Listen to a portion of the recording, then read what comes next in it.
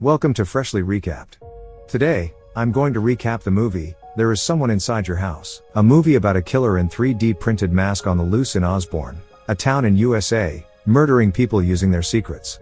Enjoy the video and watch out for the spoilers ahead. The movie begins with a shot of Jackson, a football player, driving to his farmhouse in the middle of sprawling cornfields, as he curbs his pickup truck outside and crashes into his bed. When he wakes up and steps outside to leave, he discovers his pickup truck has gone missing. Trapped inside the house by himself, when he calls police for help, he discovers there are pictures of him assaulting his gay teammate, Caleb. He follows the trail of pictures laid out neatly for him and steps inside his room, where inside the closet, he finds more pictures of his teammate dripping in blood. As he lashes wildly, a hand appears from under his racks of clothes and cuts behind his ankle, making him fall on the ground. We see a man donning a 3D printed mask of Jackson come out from behind, and as he bends down over Jackson, he stabs him in the chest, killing him. The killer then picks up his phone and messages the whole town a video of Jackson harassing Caleb in the showers, in the middle of a football game, and as Caleb stops celebrating his goal, he finds the whole town staring at him. Next day, in the middle of the whole school mourning the death of Matt, as Makani leaves a get well soon card on his memorial, a recently transferred student from Hawaii, we see a bunch of her friends, Darby and Alex, join her in the morning, as we come to know the whole school is now blaming Caleb, the gay teammate, for the murder of Matt.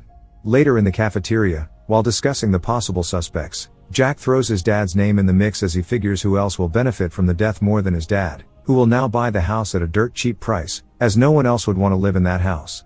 They call Caleb over to their table and ask him to join them.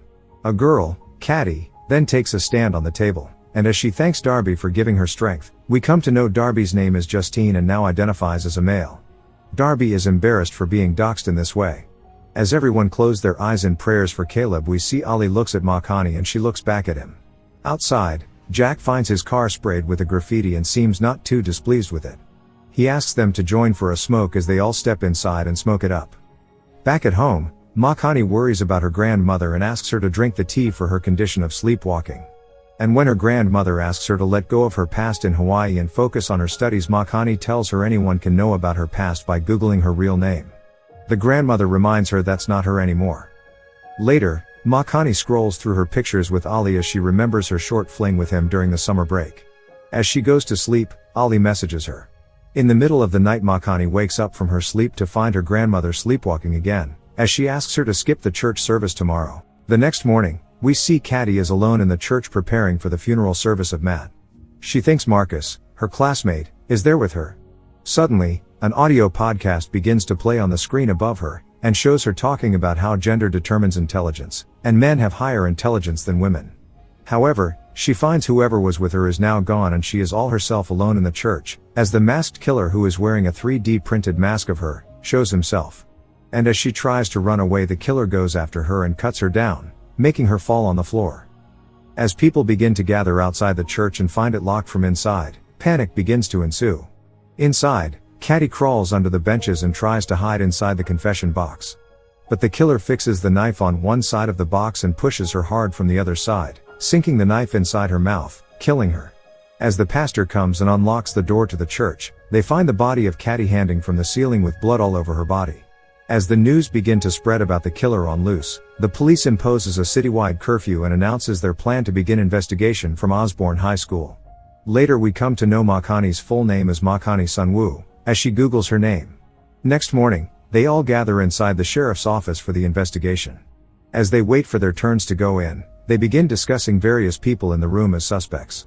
But Jack tells them that the police themselves could be suspects, as he informs them about a referendum to dissolve the police station and replace them with private security next week, and how if they solve the crime and blame a non-white person for the crimes, they will be heroes overnight and will save their jobs. Alex then looks at Ollie sitting in the corner, and starts suspecting him as he has no friends and has a tragic past. Just then an officer walks out and informs Zach he is free to go and his father is waiting outside to take him home. Outside, his father gets angry at Zach for turning up for the investigation when he should be out of Omaha on a plane. And when he smells marijuana on him, he is furious for showing up high in the very place he is trying to shut down in the next election, as he asks him to clean up the graffiti on his truck as it is embarrassing for his family. Later, as the only two of them left at last, Makani and Ollie find one of the police officer, Chris, who is also Ollie's elder brother, is missing his taser. As they both leave and drive together, and make out in the middle of the curfew, They come to know about a secret party thrown by Zach at his home while his father Big Sanford is away. They arrive at the party and find the whole school is there and sharing their secrets with each other. As Makani joins them, Zach shares how genius the idea is. If they all share their secrets with each other, the killer will have no ammunition to use against them. When Alex finds Ollie staring at them, she asks him if he has any secrets to share with them, but Ollie walks away. Darby then tells her secret to everyone that he has been selected for fellowship at NASA, and Alex tells everyone she has fallen in love with Rodrigo, and Rodrigo tells them his secret is same as Alex and that he has fallen in love with her. And when they ask Makani for her secret, she tells them her secret is that she writes poetry, and Zach tells them he is about to fail school. But Zach does not stop there and pulls out a Nazi gun. He tells them his secret is yet to be told, causing everyone to panic. Sensing the tension in the room, he asks everyone to calm down. But he puts the gun in his mouth and pulls the trigger, and to the relief of everyone in the room, breathes out smoke. He then introduces them to his father's Nazi memorabilia, the 10th largest in the United States, informing them he has converted most of them into hookahs and bongs, as he begins to hand them out to everyone in the room. Zach then proposes a toast to burning the Highway 420, along with 1%ers, planning on burning the world down just to stay warm.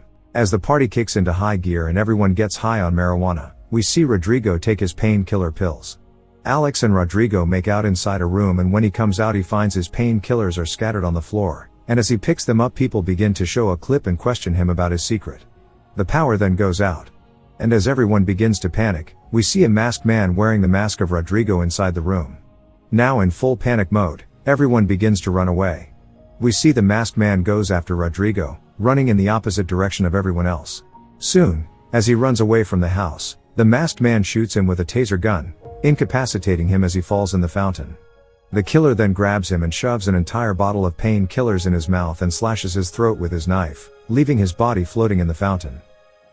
When the school reopens again after 3 weeks, everyone tries to move on. However, Alex blames Ollie for the murder, as we find out she is not the only one. During the game, Alex tries hard to convince Makani the murderer is none other than Ollie, as he is the only one with a deputy for a brother and with access to everyone's private records. Zach also points out how Caddy's podcast was also anonymous, and only police can request connection logs from the ISPs. But Makani walks out, not believing them. Next day, Ollie shows up at Makani's door and asks her for a long drive to an ocean. When she points out that ocean is hundreds of miles away from Osborne, he shows her a tape. Soon, they arrive at Sanford's farms and trespass into his cornfields, and Ollie shows Makani an ocean of cornfields, as they step onto their car and look into the horizon ahead. Makani then goes on and recites a poem on how time is all a fleeting moment and forgets everyone and everything.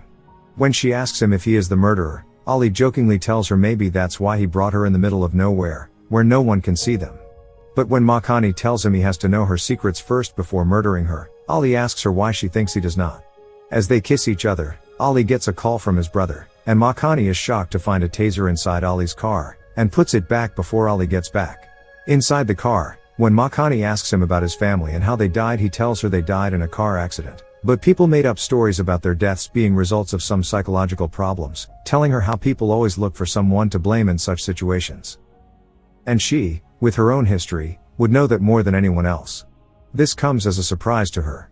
And when he tells her she knows what's being blamed is all about, she asks him if he ran a background check on her.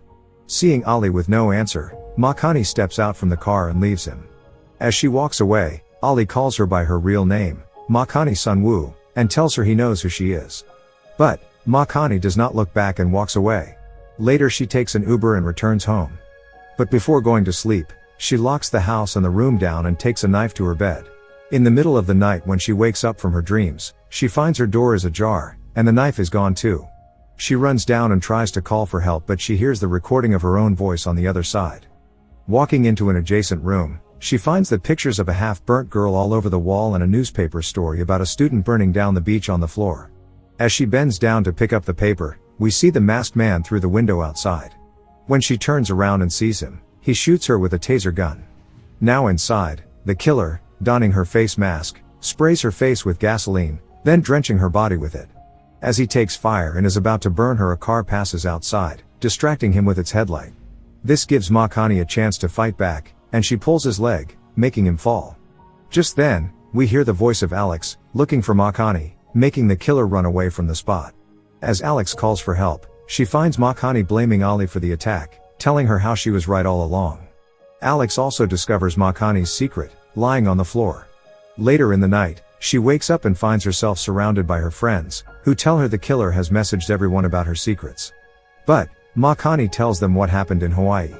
As she narrates her backstory, we come to know she was part of a sports team in Hawaii that were, one day, taken to the beach by her senior teammates, where they got everyone drunk and tried to turn them against each other. And it was in the middle of all this ruckus she accidentally pushed a girl named Jasmine into the raging bonfire. Back in the hospital, she tells everyone Jasmine survived the incident with burn marks. However, she was charged and acquitted. But threats continued. So, she took her mother's maiden name and moved to the mainland to get away from her past. Darby tells her she is a different person now, or why else she would proofread her essays and be so kind to her and even stand up for her in public. Alex tells her she even tried to help a murder like Ollie. Soon, the vibe in the room changes to one of love as they hug out each other. Makani, back at home, sees Ollie being arrested for the crimes in Osborne and thinks about calling Jasmine, but backs out at the last minute. As the town tries to get back from the recent spate of murders, Big Sanford throws a big party for the town in the middle of his cornfields and invites everyone to have fun, and promises the event is protected by his private security and there is nothing to worry about.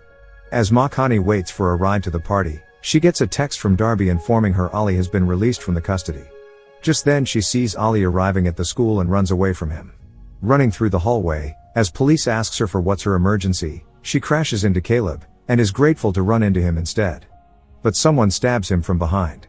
And as he falls away, we see the killer wearing Caleb's mask now, who approaches Makani and to her surprise, hands her his knife and steps away. Ollie arrives on the scene and administers first aid to Caleb while others begin to arrive too. Makani is too shocked to move as she stares at the poster of the corn maze event, holding the knife. In the middle of festivities, we see the killer arrive at the corn maze, put on a mask and enter into the maze from the restricted area. As the bus loads of people begin to arrive at the event, the masked killer wets the fields with gasoline. Not too far into the distance we see Darby, Alex, Ollie and Makani driving to the event as they check on Zach and Caleb, and come to know Caleb is out of danger.